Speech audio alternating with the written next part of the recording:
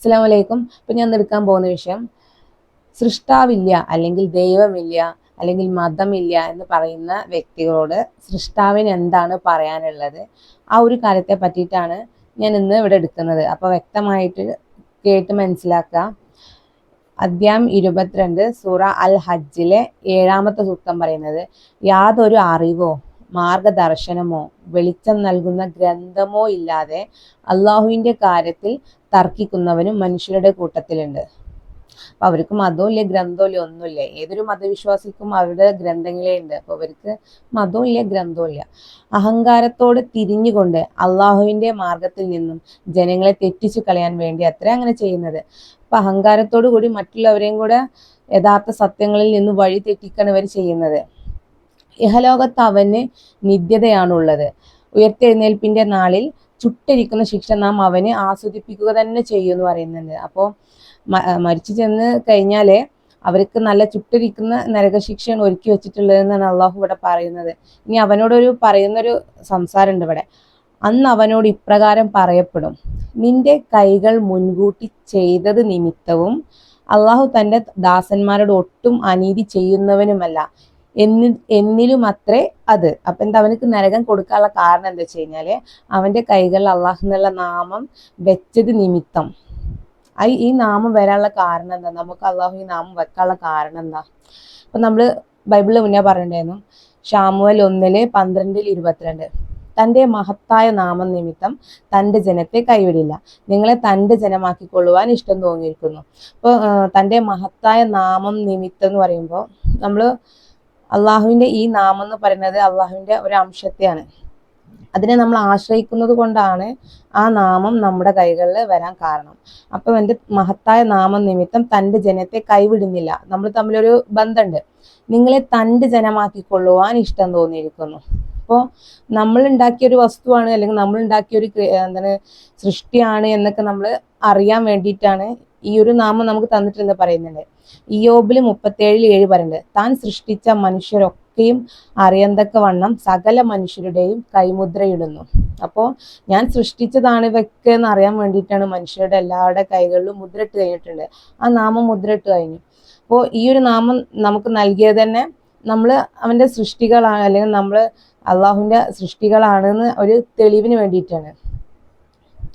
സൂറ അൽ ഫത്തഹില് 10 പറയുന്നുണ്ട്, തീർച്ചയായും നിന്നോട് പ്രതിജ്ഞ ചെയ്യുന്നവൻ അള്ളാഹുവിനോട് തന്നെയാണ് പ്രതിജ്ഞ ചെയ്യുന്നത്, അള്ളാഹുവിന്റെ കൈ അവരുടെ കൈകൾക്ക് മീതെ ഉണ്ടെന്ന്. അപ്പൊ അള്ളാഹുവിന്റെ കൈ എന്താണോ, ആ അംശം എന്താണോ, അതിനെ നമ്മൾ ആശ്രയിക്കുന്നത് കൊണ്ടാണ് നമ്മുടെ കൈകളിൽ ആ നാമം വന്നത്.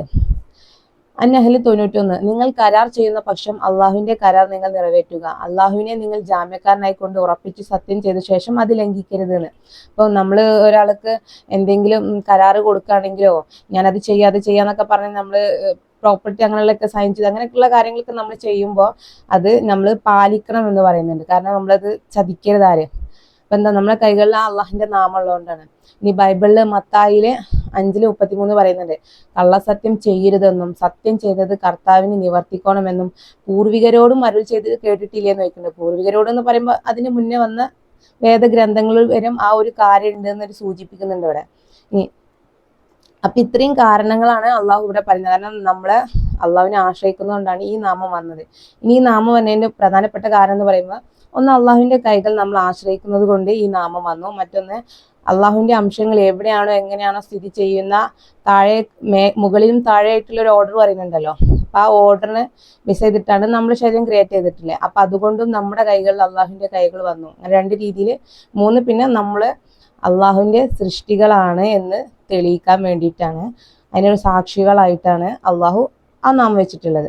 അള്ളാഹു അതിന് സാക്ഷിയുമാണ്. അപ്പൊ ഇത്രയും 3 കാരണങ്ങൾ കൊണ്ടാണ് നമ്മുടെ കൈകളിൽ ഈ നാമം വരാനുള്ള കാരണം. അപ്പൊ അതാണ് മതമില്ലാത്തവരോട് പറയുന്നത്, കാരണം നിനക്ക് നരകശിക്ഷ ഉണ്ടാവും എന്ന് പറയുന്നത് ഈ കാരണത്താലൊക്കെയാണ്. അള്ളാഹുവിന്റെ സൃഷ്ടിപ്പാണ്. അപ്പൊ അള്ളാഹു സൃഷ്ടിച്ചവൻ വഴി തെറ്റിപ്പോ എന്തായാലും അള്ളാഹുവിനെ ശിക്ഷിക്കാനുള്ള അവകാശമുണ്ട് അവിടെ. അതിൽ ഒട്ടും അള്ളാഹു അനീതി കാണിക്കില്ല എന്നാണ് ഇവിടെ പറയുന്നത്. മറ്റൊന്ന്, ഈ ഒരു സത്യം നമ്മൾ ഇപ്പൊ നമ്മുടെ കൈകളിൽ അള്ളാഹു എന്നുള്ള നാമുണ്ട്, അതിന്റെ യഥാർത്ഥ സത്യമൊന്നും നമ്മൾ മനസ്സിലാക്കാതെ ഒരു പക്ഷെ നമ്മൾ മരിച്ചുപോയി, അല്ലെങ്കിൽ നമ്മൾ മനസ്സിലാക്കിയിട്ട് നമ്മൾ ധിക്കരിച്ചും കൊണ്ട് അതിനെ തള്ളിക്കളഞ്ഞുകൊണ്ട് നമ്മൾ മരിച്ചുപോയി എന്ന് വിചാരിക്കുകയാണെങ്കിൽ, അധ്യായം 25 ഫുർഖാനിൽ 28 പറയുന്നത്, അക്രമികൾ തൻ്റെ ഇരു കൈകളും കടിക്കുന്ന ദിവസം ഓർക്കുക. അവൻ പറയും, ഞാൻ റസൂലിന്റെ മാർഗം സ്വീകരിച്ചിരുന്നെങ്കിൽ എത്ര നന്നായേനെ എന്ന്. എൻ്റെ കഷ്ടമേ, ഞാൻ ഇന്ന ആളെ സുഹൃത്തായി സ്വീകരിച്ചിരുന്നെങ്കിൽ എത്ര നന്നായിരുന്നേനെ. എനിക്ക് ബോധനം വന്നു കിട്ടിയതിനു ശേഷം അതിൽ നിന്ന് അവൻ എന്നെ തെറ്റിച്ചു കളഞ്ഞല്ലോ. പിശാച് മനുഷ്യനെ കൈവിട്ട് കളയുന്നവനാണ്. അപ്പൊ ഈ ഒരു സത്യം അവരുടെ കൈകളിൽ അള്ളാഹിന്റെ നാമുണ്ട്, അല്ലെങ്കിൽ ഏത് യഥാർത്ഥ സൃഷ്ടാവിന്റെ നാമാണ്, ഇതാണ് യഥാർത്ഥ നേർവഴി എന്നൊക്കെ അവന് മനസ്സിലാക്കിയതിന് ശേഷം അതിനെ ഉപേക്ഷിച്ചു അല്ലെങ്കിൽ നിരസിച്ചു കളഞ്ഞിട്ടാണ് അവൻ മരിച്ചു പോയത്. അതുകൊണ്ടാണ് ഈ ഒരു അവസ്ഥ, ഈ ഒരു വാക്ക് അവിടെ പറയേണ്ടി വരുന്നത്. കാരണം അവിടെ ലാസ്റ്റ് പറയുന്നത് എന്താ? പിശാച് മനുഷ്യനെ കൈവിട്ട് കളയുന്നതാണ്. അപ്പൊ യഥാർത്ഥ സത്യങ്ങൾ നമ്മളിലേക്ക് വരുമ്പോൾ നമ്മളെ ഹൃദയത്തിന്റെ ഉള്ളിൽ പിശാച് ദുർബോധനം നടത്തും. അപ്പൊ എന്താ, നമ്മളതിനെ വിശ്വസിക്കാതിരിക്കാൻ വേണ്ടിയിട്ട്. അപ്പൊ അവന്റെ വാക്ക് കേട്ടിട്ട് നമ്മൾ സത്യത്തെ തള്ളിക്കളയുകയാണെങ്കിൽ ലാസ്റ്റ് ഈ ഒരു അവസ്ഥയായിരിക്കും വരല്. പിശാച് ഒരിക്കലും മനുഷ്യനെ നന്മയിലേക്ക് നയിക്കൂല. അപ്പൊ അവനെന്ത് ചെയ്യും? നമ്മളെ കൈവിട്ട് കളയും. അപ്പൊ ലാസ്റ്റ് നമുക്ക് ഇവിടെയും ഇല്ല അവിടെ ഇല്ലാത്ത നഷ്ടപ്പെട്ട ജീവിതമായിരിക്കും. പിന്നെ യഥാർത്ഥ സൃഷ്ടാവിനെ പറ്റിയിട്ട് നമുക്ക് പഠിക്കണം എന്നുണ്ടെങ്കിൽ നമ്മൾ ആദ്യം ചിന്തിക്കേണ്ടത് നമ്മുടെ ബ്രെയിൻ, നമ്മൾ എല്ലാ മനുഷ്യൻ്റെയും ബ്രെയിൻ അല്ലെങ്കിൽ ഏതൊരു വസ്തുവിനും ബ്രെയിൻ ഉണ്ട്. ഇതിന്റെ ഉറവിടം ഈ ഒരു അത്ഭുത ശക്തിയാണ്. കാരണം നമ്മൾ ചിന്തിക്കാനും മനസ്സിലാക്കാനും നമുക്ക് എന്തെല്ലാം അറിവുകൾ നമ്മുടെ ബ്രെയിൻ തന്നെ ഒരുപാട് സപ്പോർട്ട് ചെയ്യുന്നുണ്ട് പല കാര്യങ്ങൾക്കും. അപ്പൊ ഇതിന്റെ ഉറവിടം യഥാർത്ഥത്തിൽ അത് എവിടെയാണ് ഈ പ്രപഞ്ചത്തിൽ നമ്മൾ അന്വേഷിച്ചു കഴിഞ്ഞാൽ സൃഷ്ടവുമായി ബന്ധപ്പെട്ട രഹസ്യങ്ങൾ നമുക്ക് കിട്ടും. മറ്റൊന്ന്, നമുക്ക് ജീവൻ നിലനിർത്താൻ ഏറ്റവും വേണ്ട ഒന്ന് എന്താണ്, അതിന്റെ യഥാർത്ഥ കാര്യങ്ങൾ നമ്മൾ മനസ്സിലാക്കി കഴിഞ്ഞാൽ നമുക്ക് യഥാർത്ഥ സൃഷ്ടാവിനെ മനസ്സിലാക്കാൻ കഴിയും. പിന്നെ നമ്മളൊക്കെ എപ്പോഴും പറയാറുണ്ട് ഇഷ്ടപ്പെട്ട വ്യക്തിയോട്, നീ എൻ്റെ ജീവന്റെ ജീവനാണെന്നൊക്കെ. ഒരു പക്ഷെ നമ്മള് മക്കളോട് പറയും, അല്ലെങ്കിൽ ഭർത്താവിനോട് പറയും, അല്ലെങ്കിൽ ഭാര്യയോട് പറയും, അല്ലെങ്കിൽ കാമുകനോട് പറയും. പക്ഷെ യഥാർത്ഥത്തിൽ ഈ ജീവന്റെ ജീവൻ എന്ന് പറയുന്നത് ആരാണെന്നുള്ളത് നിങ്ങൾക്ക് വ്യക്തമായിട്ട് പഠിച്ചാൽ മനസ്സിലാവും. മറ്റൊന്ന്, നബി സല്ലല്ലാഹു അലൈഹി വസല്ലം എപ്പോഴും പറയുന്ന ഒരു വാക്കാണ്, എൻ്റെ ആത്മാവ് ആരുടെ കൈകളിലാണോ അവനാണ് സത്യം എന്ന് പറയുന്നുണ്ട്. അപ്പൊ ആരുടെ കൈകളിലാണ് നമ്മുടെ ആത്മാവ് എടുക്കുന്നത്? അപ്പൊ ഈ ഒരു വാക്കിന് അതിന്റെ അർത്ഥം നിങ്ങൾക്ക് മനസ്സിലാക്കണമെന്നുണ്ടെങ്കിൽ നിങ്ങൾ എൻ്റെ വീഡിയോ കണ്ടൊരു വ്യക്തിക്ക് തീർച്ചയായിട്ടും പറയാം അതെന്താണെന്നുള്ളത്. അപ്പൊ യഥാർത്ഥ സൃഷ്ടാവിനെ പറ്റിയിട്ട് പറയുന്ന പല കാര്യങ്ങളും അതിലുണ്ട്. അപ്പൊ തീർച്ചയായിട്ടും മറ്റുള്ള വീഡിയോകളും നിങ്ങൾ കാണാൻ ശ്രമിക്കുക. അസ്സലാമു അലൈക്കും.